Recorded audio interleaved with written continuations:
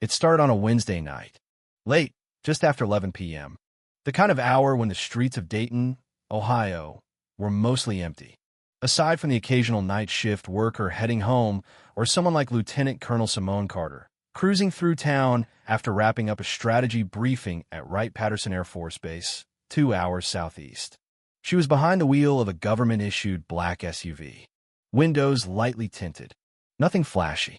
Clean, simple, quiet like her. Simone had been on the road for a while, humming low to the rhythm of the tires against the pavement, her mind already halfway home. She wasn't speeding, wasn't swerving. Nothing about her driving raised concern, at least not in her mind. But Sergeant Travis Nolan saw something else.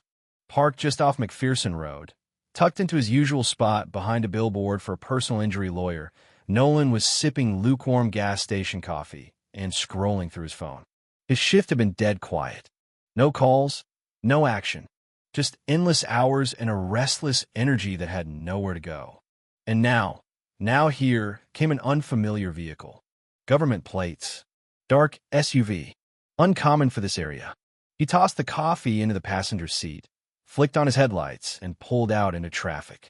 The cruiser's lights flared before Simone had even registered the vehicle behind her.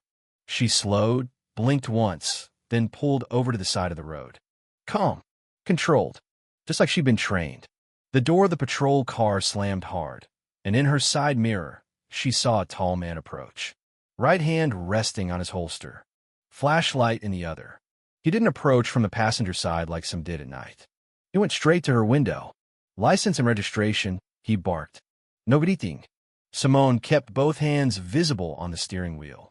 Rolled the window halfway down. Officer, she said evenly. May I ask why I'm being stopped?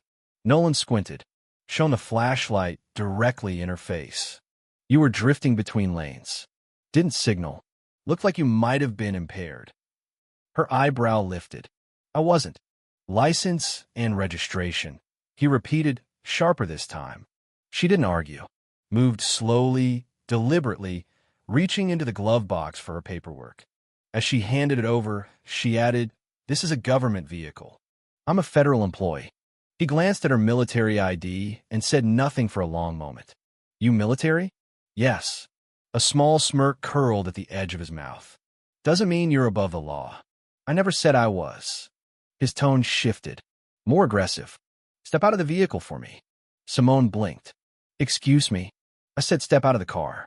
I'm conducting a sobriety check. Her jaw clenched. She stayed measured. On what grounds? Avec complied. I haven't been drinking. I'd like to know the reason. Nolan took a step closer. Now you're refusing a lawful order?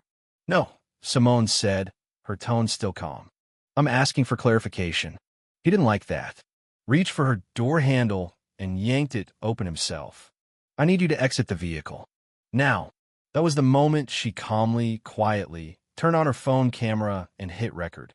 Just so we're clear, she said, this interaction is being documented. His eyes flicked to the phone for the first time. A flicker of hesitation crossed his face. But he didn't back down. Out of the car, he barked again. Simone stepped out. Her posture was straight, not defiant, just firm. She didn't shout, didn't resist. But the way she carried herself, shoulders square, chin level, movement smooth, made it impossible to mistake what kind of person she was. Nolan stared at her, really stared. And for the first time, a small voice in the back of his mind whispered, what am I dealing with?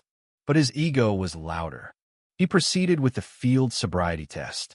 Made her walk the line under the glow of the streetlights, like she was some reckless teenager on a Saturday night. She passed it, perfectly. No slurring, no stumble, no hesitation. Still, he wrote her a citation. Failure to maintain lane. Simone took the ticket. No argument, no expression, just a look. Then she got back in her SUV and drove away into the dark. What Nolan didn't know was that this ticket wasn't going to disappear. It was going to resurface in a courtroom and change everything. The weight of habit and the blindness of power. Sergeant Travis Nolan wasn't new to this. 15 years on the Dayton Police Department had carved lines into his face and deeper ones into his sense of self. He'd been through it all. Domestic calls turned volatile, car wrecks that left bodies mangled, standoffs that tested his patience and his pulse. And through it all, he'd built a reputation. The kind that made rookies straighten up when he walked in the room. The kind that came with weight. Nolan liked it that way. He didn't ask questions. He gave orders. In his mind, the badge meant control. Authority. Final say. Whether it was a teenager mouthing off or a driver asking one too many questions, Nolan didn't back down. And he sure as hell didn't apologize. His precinct knew what they had. A cop who would do the paperwork, show up on time, never hesitate. But they also knew he could be sharp, quick to escalate, quick to dominate. No one challenged him. Not really. Not until that night. When he got back to the station, he barely mentioned the stop. Logged the citation into the system. Typed up a quick report. Failure to maintain lane. Possible impairment. No arrest made. Then he dropped his body cam in the charging dock and forgot about it. The footage sat untouched for 2 days before anyone bothered to review it. In the meantime, Nolan joked about it in the break room. "Woman tried to pull rank on me," he said to Officer Miguel Ruiz. "Flashed her government ID like that was supposed to impress me." Ruiz Fronith. "Military?" "Yeah. So she says." Some fed with an attitude. "What was her name?" Ruiz asked. Nolan leaned back in his chair, popped open a bag of chips. "Carter. Simone Carter." Ruiz's face shifted. "You mean Lieutenant Colonel Simone Carter?" Nolan paused. "How would you know that?" "She gave a seminar at the academy last fall," Ruiz said slowly. "She's not just military. She's top brass. Runs logistics at Right Pat. Bronze Star. 2 deployments. She's legit." Nolan scoffed. "Don't care who she is. On the road, I'm in charge." But Ruiz's tone lingered. A note of caution Nolan wasn't used to hearing. He still didn't watch the footage. Didn't think twice about the ticket. In his mind, it was already done and buried. It wasn't. A quiet storm. Simone Carter wasn't someone who made noise for no reason. 22 years in uniform. 2 tours overseas. Close calls that would have broken most people. She didn't chase down every slight, every insult. She didn't have the time or the energy. But this was different. Because this wasn't just about her. It was about every young soldier she'd mentored. Every woman.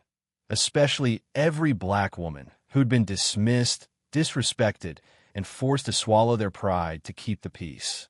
Not this time. Back at Right Pat, Simone sat in her office the next morning, staring at her laptop screen. She hadn't slept much. Not from anger, though it simmered, but from the relentless replay in her mind. The way his hand hovered near his holster. The way he spoke to her like she was a problem, not a person. Her aide, Staff Sergeant Lena Brooks, knocked gently and stepped inside. "You good, ma'am?" Simone looked up, face calm but focused. "No, but I'm handling it." Brooks nodded. "Saw the footage. You want me to loop and jag?" "Already did." Brooks hesitated. "You sure you want to go public with this?" "I'm not looking for headlines," Simone said. "I'm looking for accountability." And she meant it. Her rank wasn't just something stitched on a uniform. It was something earned through years of work, decisions that affected lives, operations that demanded precision and grit. None of that had mattered when she was pulled over on a quiet road in Dayton. To Nolan, she'd been just another driver. Another problem. So Simone made the calls. First to JAG, then the Office of the Inspector General. She attached the footage. Filed a complaint.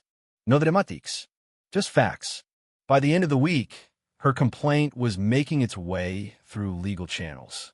Military and civilian. Nolan didn't know yet. But he was about to. Court is a different battlefield. The notice hit Nolan's desk on a Tuesday afternoon. Plain manila envelope. Nothing flashy. A formal inquiry. A summons to appear. Civil rights complaint. Plaintif, Lieutenant-Colonel Simone Carter. Violations. Constitutional rights. Unlawful detainment. Abuse of authority. Nolan read it 3 times. Then laughed. Out loud. "No way this sticks," he muttered. But when he stepped into his captain's office later that day, the mood was grim. "Sit down, Travis," Captain Diane Weller said. The blinds were closed. Her expression was tight. "She's pulling the victim card," Nolan started. "She's not pulling anything," Weller cut in. You have no idea who you pulled over. I don't care who. You should, Weller snapped. She's a combat vet, a Bronze Star recipient, and she's got 2 videos, yours and hers, showing exactly how you handled that stop. She didn't get arrested. I didn't touch her. You escalated. You treated her like a suspect without cause. Nolan bit his lip. Procedure. Abuse, Weller corrected. And now you're in front of a judge. Word spread fast. Nolan could feel the shift in the station. Glances. Whispers. He wasn't untouchable anymore. The trial. Simone prepared. Not for show. For facts. She reviewed the footage with her lawyer, Delaney Price. Reviewed transcripts. Stayed calm. You sure you want this public? Price asked. Simone nodded. Let it be. The day of the hearing, Simone walked into court in full dress uniform. Rank on her shoulder. Medals gleaming. She wasn't there for pity. She was there to be seen as she was a leader, a soldier, a citizen. The courtroom was quiet. No media frenzy. Just people watching. Some in uniform. Some civilians. Nolan was already seated. He looked up, saw the uniform, and his usual smirk faltered. When Simone took the stand, the room leaned in. Price led her through the night. Simone answered plainly. No flourish. Just truth. The footage was played. Twice. First from her phone, then from Nolan's body cam. The jury watched. Silent. When Nolan was asked why he escalated, he hesitated. She questioned me, he said. Is that illegal? The prosecutor asked. No. And then, quietly, if I had known who she was, I probably would have handled it differently. There it was. Not remorse. Just regret at getting caught. The verdict and what comes after. 3 days later, the jury returned. In favor of Simone Carter. The court awarded her damages. $35,000. Public record. An internal review. Nolan was placed on administrative leave. Simone didn't celebrate. She nodded once. To herself. Later, standing in front of recruits at Right Pat, she told them, respect isn't something you're owed. It's something you prove. Every day. Every choice. They listened. And she left them with this. Authority without accountability is just weakness in disguise. Because courage is quiet, but it echoes far longer than fear ever could.